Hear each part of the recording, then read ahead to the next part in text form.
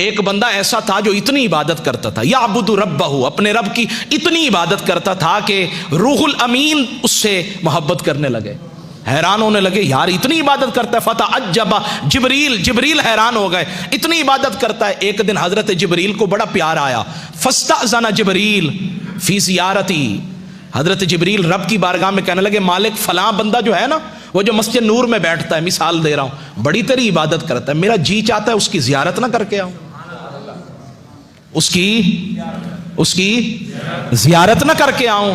حضرت جبریل نے جب یہ بات کی نا، رب نے فرمایا تجھے اجازت ملے گی، اذن لہ، اجازت دیتے ہیں، بشرط، لیکن ایک شرط ہے۔ کیا شرط ہے؟ کہا ان ینظر فی اللوح المحفوظ، لوح محفوظ میں اس کا اصل، اس کی جو قسمت ہے نا، تقدیر ہے، ذرا وہ دیکھ لو۔ جب حضرت جبریل نے لوح محفوظ میں دیکھا نا، تو کہتے وہاں تو اس کو شقی لکھ دیا تھا، بدبخت لکھا ہوا تھا۔ حیران ہو گئے، زمین پہ اترے، اس بندے کی طرف گئے، سلام دعا کے بعد اسے بتایا میں جبریل ہوں۔ وہ پھر بھی اس کی عبادت میں لگا رہا۔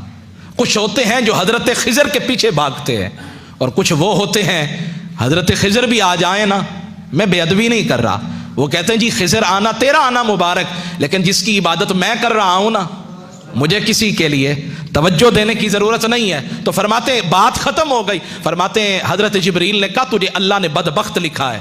وہ پتہ کیا کہنے لگا؟ الحمدللہ، نہیں سبحان، اونچی بانا سبحان اللہ، ہر حال میں راضی رہنا، جیسے تو راضی ویسے میں راضی۔ کہنے لگا الحمدللہ، یا اللہ تیرا بڑا کرم ہے، کم از کم لکھا تو ہے نا، بدبخت لکھا تو ہے نا، کچھ نہ کچھ تو لکھا ہے، ادھر لکھے پھر بھی تیری مرضی ہے، ادھر بھی لکھے تیری مرضی ہے، کم از کم اتنا تو دلاسا ہے کہ تو نے لکھا ہے۔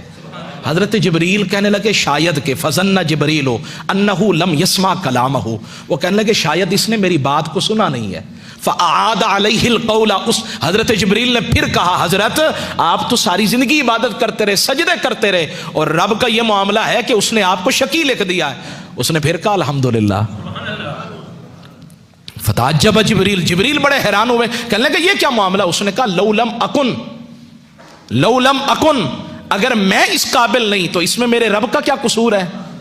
میں اگر ہوں ہی نکما، میری ذات میں میری قسمت میں لکھا ہی نہیں ہے، تو اس میں میرے رب کا کیا قصور ہے؟ جبریل نے سنا تو اس بات پہ بھی بڑا تعجب آیا، اور جب تعجب آیا نا تو فرماتے ہیں اللہ نے آواز لگائی، صدا لگائی، جبریل اب ذرا انظر فی اللوح المحفوظ، اب دیکھو نا لوح محفوظ میں۔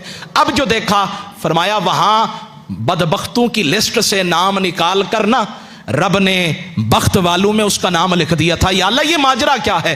فرمایا جو میری ہر ادا پہ راضی ہے، میرے ہر فرمان پہ راضی ہے، تو پھر اس کا نام بدبختوں میں کیوں لکھوں، بخت والوں میں نہ لکھ دوں؟